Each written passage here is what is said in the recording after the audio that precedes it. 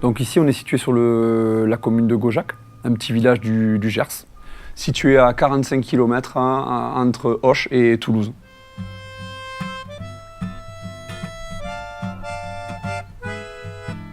L'histoire de la ferme est une vieille histoire familiale, Sébastien étant la 4e génération à reprendre l'activité.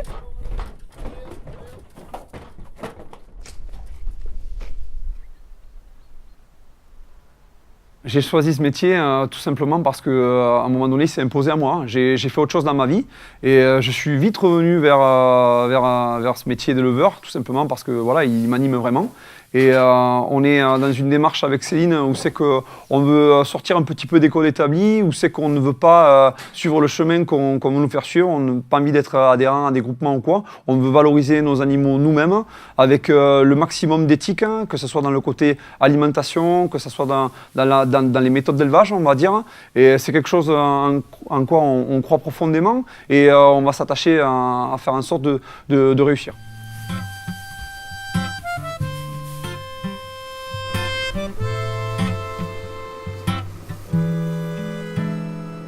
Ce que j'aime dans mon métier, c'est être avec mon mari, avec Sébastien. C'est un véritable passionné qui m'a au final converti, qui m'a convaincu. Et on est attaché à être ensemble, on est attaché à transmettre des choses aux gens.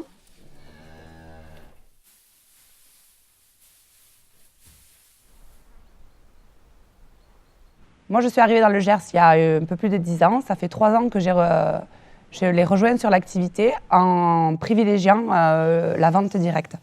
Notre intérêt étant d'être au plus proche de nos clients et de conserver l'authenticité de la vie de la ferme.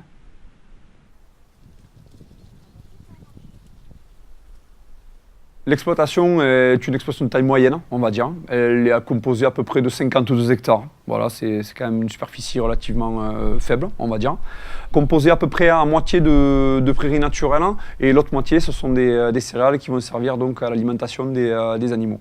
Des céréales donc qu'on essaie de produire nous-mêmes.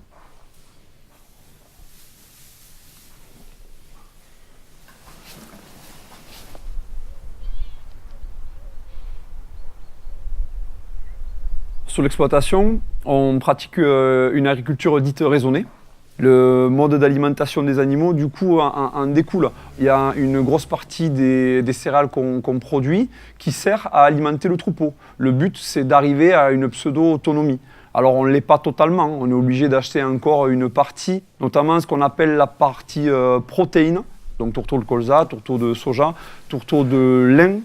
On essaye, dans la mesure du possible, d'avoir une traçabilité pour avoir une cohérence entre les céréales qu'on produit sur la ferme et celles qu'on achète à l'extérieur.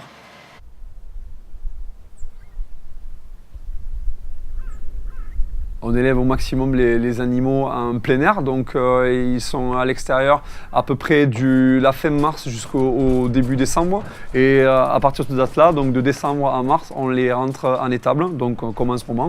Voilà, là le climat commence à être vraiment froid, pluvieux, donc pas mal d'humidité. Donc les animaux sont sous abri et se couchent sur de la paille pour être dans de bonnes conditions.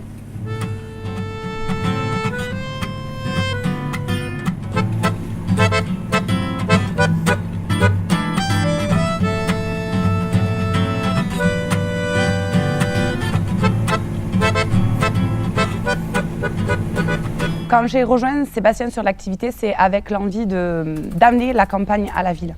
Et mon intérêt était celui-là, de montrer aux gens qu'il pouvait y avoir de la modernité à la campagne. Et c'est ce qu'on essaye de faire avec la vente directe et les circuits courts.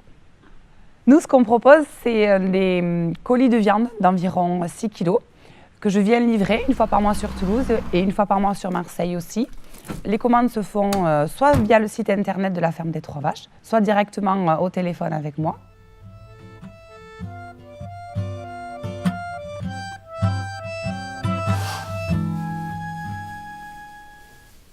On a choisi ces 3 races tout simplement pour diversifier un petit peu les productions, à savoir qu'elles sont vraiment différentes les unes des autres.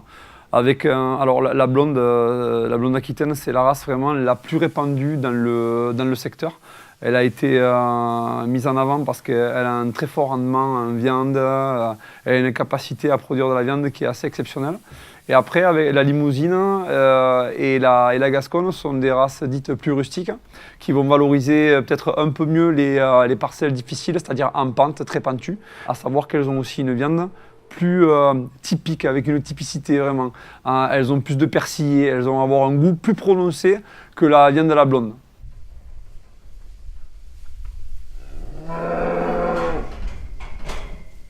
Lorsque je viens livrer les colis, je sais d'où vient la vache, je sais comment elle a été élevée, je sais comment elle a été abattue, je sais comment elle a été transformée. Je suis au plus clair avec mon outil de travail. Je suis à l'aise dans ce que je propose. Je suis rassurée de proposer ça. C'est l'avantage pour moi du circuit court.